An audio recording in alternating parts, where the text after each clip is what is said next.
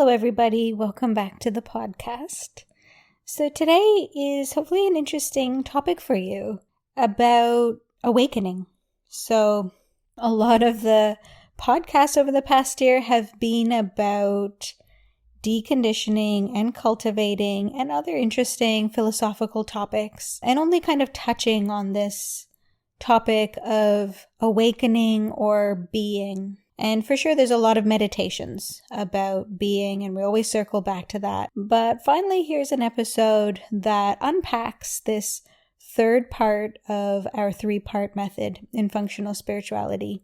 So awakening is really what is being pointed to when spiritual systems are talking about enlightenment, nirvana, self-realization. But historically, it's incredibly confused, incredibly vague, and ultimately, awakening is intimately connected with the trauma of humanity. Very often, or after all, the promise of awakening or enlightenment is almost always freedom from suffering. But in our three-part method, we speak very clearly. The whole point of functional spirituality is about clarifying these concepts so that they can actually become effective in our practice and in our path. And actually, this episode is inspired because of an email that we received just a couple months ago through the studio. I believe it came as an inquiry, an anonymous email into the studio directed at me that is quite long and very long-winded and quite accusatory, but written continuously with the words this is with love and this is an incredible support, incredible service that's being offered to you. So I would love to read you out the email, but it is quite long. So what we'll do is we'll take a screenshot of the email. And if you don't know, there's always show notes and all of the resources mentioned in the podcast. We always put it on the website. So every episode has a web page. Just go to the podcast page on the website, and then you can see the relevant information for each episode. And in this one, we'll post a screenshot of that email. But I'm just going to bring up the email on my phone because I do want to pick out some bits that we can then it will definitely highlight what I mean by awakening being a very confused and also captivating topic. So basically, let me just read out a couple of things. You're doing a great disservice if you're hinting at awakening and selling the possibility. It says that anyone will immediately be able to feel you, that your energy signature does not carry the energy signature of an awakened being. A lot about, misleading others for profit. That it's very American of you, and that's your programming, but not your fault, to be making these claims. And then rattles off a couple of names of people and teachers in Perth who I know about who have a Buddha field. And that, I can go around them and then they could become my teacher. Actually, the subject of the email is finding a teacher. And then the contact email is wake up first, which I think is a fake email. And that there's a big karmic debt from promising people that they will be awakened, but I'm not yet awakened. And basically, this person could sense by some... I also assume that the reason that this email came in is because they found our silent retreats or something on the internet that spoke about the awakening process. And then they did some further research on me and found a video. And what the email continues to elaborate on is that they could tell by my field that I'm not awakened and, I'm promising everyone that I am. And that this is a trap and I'll have many karmic debts to repay. And that I really need to go and be in the field of someone who has a Buddha field. So I know very well the type of language that's being used and the type of teachers that were mentioned in this email do speak a lot about that they are awakened and that they have a Buddha field, and all you need to do is kind of sit around them. And I've seen their teachings and gone to visit some of them as well. And so for sure, I don't act like that. So, some of these other teachers, when they hold space for their offerings and for their community, it's basically them sitting in silence with like a smile on their face, and they just gaze over the crowd. And this is super powerful, silence and presence. But that's not how I teach. And I'm also definitely not telling people I'm awakened and that they need to sit in my field. So that really is, these are the things that actually have inspired functional spirituality, is that awakening is actually something that has a rational process behind it. So that's what we're going to talk about today. And it's not about following a guru and hoping that they will bestow some kind of transformation upon us. And the biggest issue that I have, what I think is most problematic, is that the transformation that these people are hoping for and that they're being promised. And sometimes the thing is, they're not even being promised anything explicitly. It's just these kinds of hints in these teachings about freedom from suffering, and then you'll be free, and then there's joy, and then you'll radiate light. So the promises are vague, but the people themselves don't have a clear idea of what the transformation is. And in fact, they might have a clear idea when you ask them, but they're just filling in the gaps of the vague promises. So what we want to do is we want to see really clearly, what is the promise? What is the outcome being promised to us? What is the path being recommended? Like, what's the methodology being recommended to get to that outcome? Do we want that path? Are we willing to take that path? Are we willing to take that outcome? Does the path and the outcome rationally align in our own minds? Are we willing to question those things? And, does it seem reasonable? Does it feel inspiring? And I think, as we mature in our spiritual practice, we start to become less desperate for ambiguous results and results in general, because we've actually started to cultivate our own strength, our own knowledge, our own framework, our own experience. So we're not completely abnegating our path and our discernment and our rationality, our thinking, to someone else and to a system outside of us. So awakening is a term used in spirituality that refers to many different things. And you might use it in different ways already. So there's ways you like to use it, and that is perfectly fine. What the point of this podcast is initially clarifying what I'm using the word to describe in the 3-part method, and then what that means. But for a lot of people, awakening means different things. It means connecting to a self-development path. That's when they had their awakening. They realized, oh, actually, I need to cultivate myself. I need to heal myself. Sometimes awakening means when someone has a drastic shift in their life path. They change their job, or they connect to a different purpose, or they leave a relationship, and they might call that an awakening. Of course, it means when we wake up from sleep. And then in the non-dual tradition, which is something that we are considering intimately when we're thinking about awakening, in the non-dual tradition, awakening speaks about the goal of the non-dual path, and it refers to an experience and a cultivation of our awareness.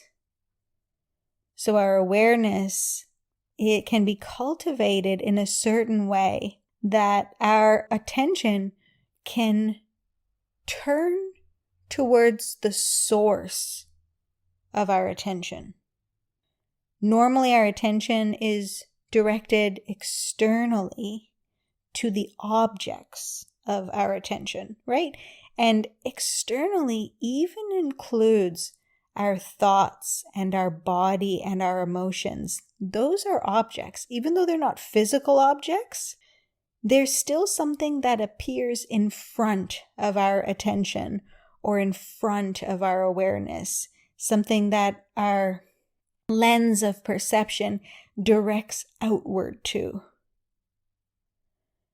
And awakening is the process of, so it's a system, it's many philosophical ideas, some of which I'm sharing right now. So it's a system of teachings as well as techniques that help us to turn attention back to its source and turn awareness back to its source. And in that, have a recognition of our being, or have a recognition of our self that stands prior to all of the forms that we normally take ourselves to be. So normally we identify with and we feel that I am happy, I am sad, and we identify with our belief systems and frameworks and stories and memories. And that's how we normally live our life, and it's through an unconscious assumption of this individual self. That's what we take ourselves to be in our daily life, that what I am is my individual self, my personality, or more specifically, a mind-body organism. That's what you take yourself to be on a daily basis, an individual mind-body organism. So all the other parts of our spiritual practice, the deconditioning or the healing and the cultivating, everything we do to heal ourselves, everything we do to cultivate ourselves is working on that mind-body organism. It's working on the person. We identify as a person. We consider that that's what I am. But in the non-dual traditions, and in traditions that speak about this being nature, this ultimate nature that is beyond a person, these traditions say that the person is, it's what I am, but it's not all that I am. There's something deeper that is more essential to the person that is not personal, and its existence itself. It's felt and experienced by the person as being. And it can be considered philosophically, we can understand that, okay, my thoughts are always changing. My emotions are always changing. My body is changing, and they all circle back to each other and support each other, but they're just a circular framework of matter and energy. Is that all that I am, or what am I? And it's through contemplative meditation and certain techniques of negation and techniques of affirmation. So techniques that remove away everything that I think that I am, and then you see what you're left with, like the self-inquiry of Ramana Maharshi can be used as a negation technique, or techniques of affirmation where we just affirm being, peace, essence, existence, and we access our deeper being and our deepest layer of our presence and our existence that other way. So there are many ways. This podcast is not about the individual techniques. Maybe we can link in our show notes a couple of meditations that are more specifically working on this awakening part of our 3-part method. And so we have this 3-part method that says that actually the awakening techniques and the awakening process, as spoken about in the non-dual tradition, and referring to this recognition of our essence and integration and cultivating a connection and an embodiment of that deepest presence, that part of spirituality is actually different from the techniques and the philosophy that you need for healing. Actually, healing is about the person. It's about our nervous system. It's about our stress and our capacity and our conditions and our freedom to live in our nervous system, integrating and regulating with the world in a way that feels incredible to the person.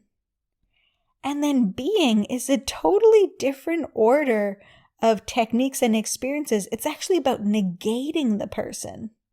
It's about stepping outside of the person. How can I see what I really am beyond the person? How can I quieten the experience of my personal experience so much that I reveal the experience of my being? And just like in healing and just like in cultivating, so that's part 1 and part 2. Part 3, awakening, there's going to be best practices like any craft. There's going to be techniques and ideas and teachers that are better at pointing to that reality.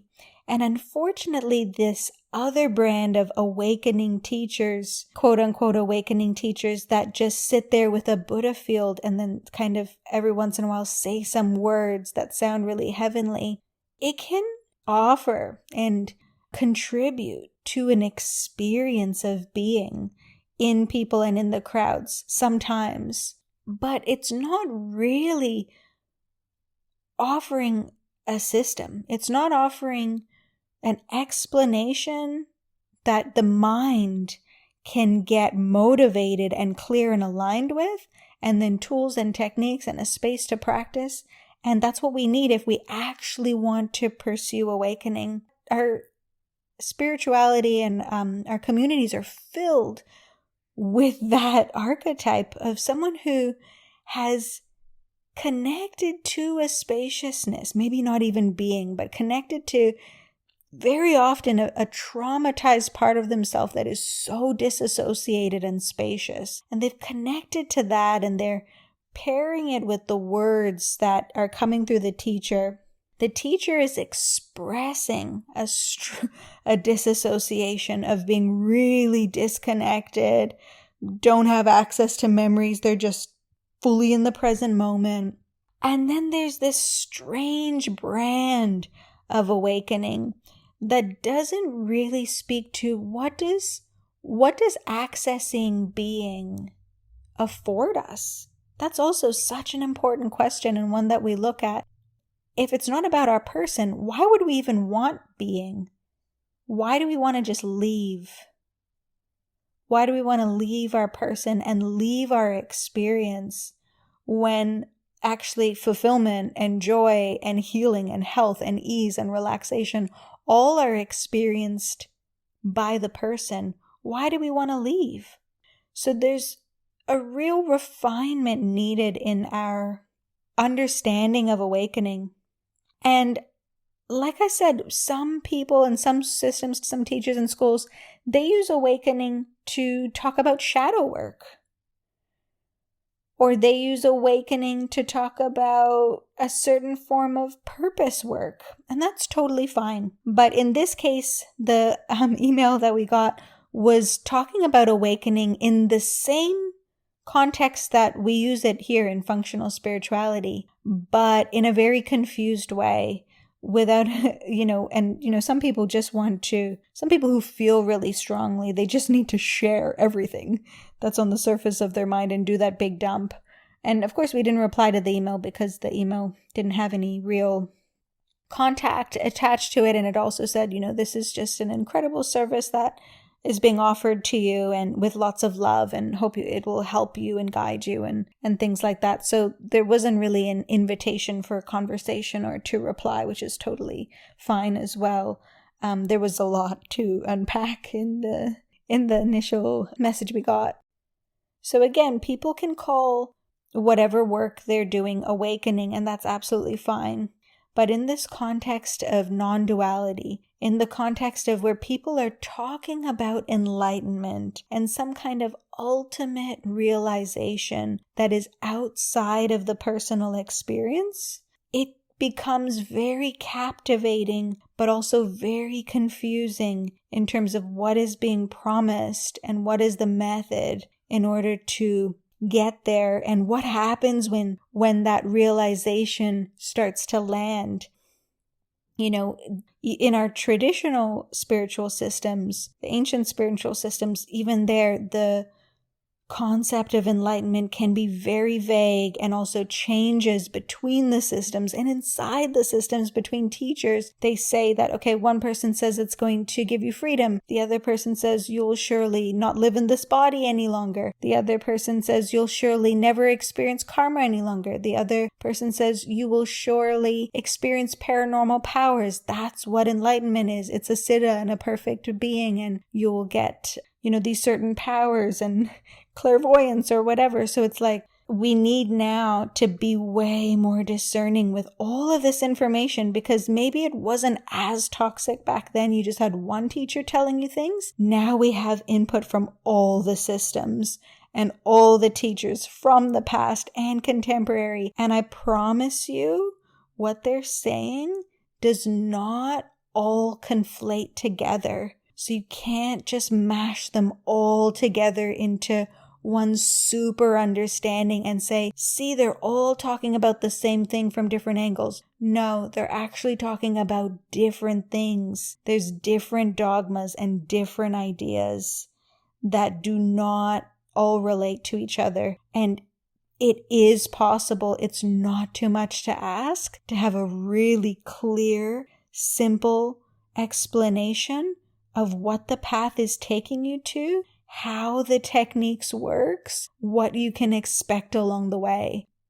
It's not too much to ask, it's actually what's really needed, because anything less than that causes a lot of confusion and we don't end up anywhere. And this is, if you've heard my story and why we have the 3-part method and where functional spirituality came from, it's come from my own crash and burn experiences with spirituality, that after practicing for nearly 10 years to actually kind of found myself in a situation where I was so dedicated to certain systems and teachers, awakening and otherwise, that didn't actually, when I kind of woke up, I was like, oh my God, this has not worked. I'm in a very shitty situation and none of this makes any sense. I can see where it doesn't actually make sense. Because it was so clear that it didn't work, I was willing to really look at it with all my intelligence that I have and to see what does make sense and what doesn't make sense. So I hope that's helped to clarify and also maybe entertain you a little bit with the messages that we get, but help to clarify a bit more about the 3rd part of our functional spirituality 3-part method, that spirituality has a healing component where it's about looking at the conditions inside of our system that cause suffering. It has a cultivating component that is about what are ways and what is this process of cultivating qualities and crafts that we are inspired by and things we aspire to and things that lift us up. And both of those are working on the person. And there's another part entirely, a different pathway, which is about how can I connect to and recognize deeper my essential being? What is that mystery? How can I know it? And how can I integrate it into my life's experiences? And on our silent retreats, we have a retreat that is more about deconditioning.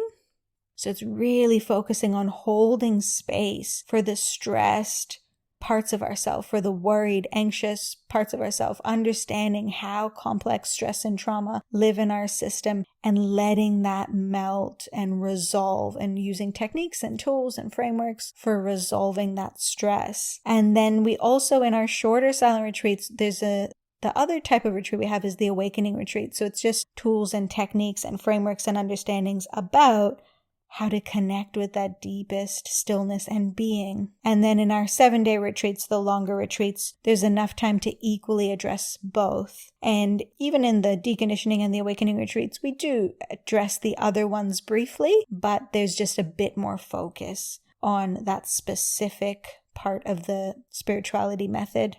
And we also have a facilitator training that is purely about the healing complex trauma inside of ourselves, especially for facilitators who are actually holding so much complex stress internally and externally that it actually leads them to be burnt out in whatever spaces they're holding. And that could be professionally or even just in daily life, where we hold so many spaces. We show up in relationship in so many different ways. So there are many different ways in functional spirituality to pick apart the 3-part method and to study them so that you can then eventually integrate them as well. So I hope that's been helpful for you, and I look forward to hearing your feedback. If you think this would be interesting for someone, please share the podcast episode, as we'd love for it to reach more people. And I look forward to speaking to you again in 2 weeks.